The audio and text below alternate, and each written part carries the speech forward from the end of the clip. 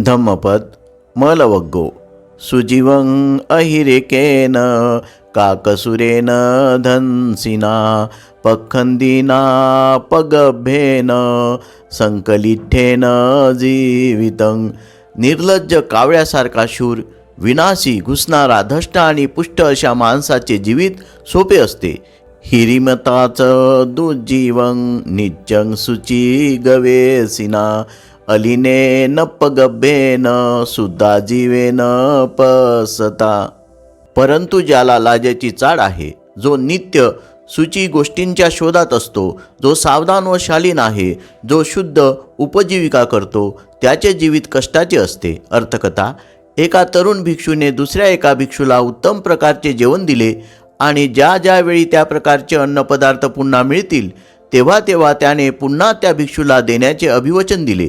पण दुसरा भिक्षू त्या तरुण भिक्षूने दिलेल्या प्रस्तावाबद्दल त्याचे आभार न मानताच निघून गेला।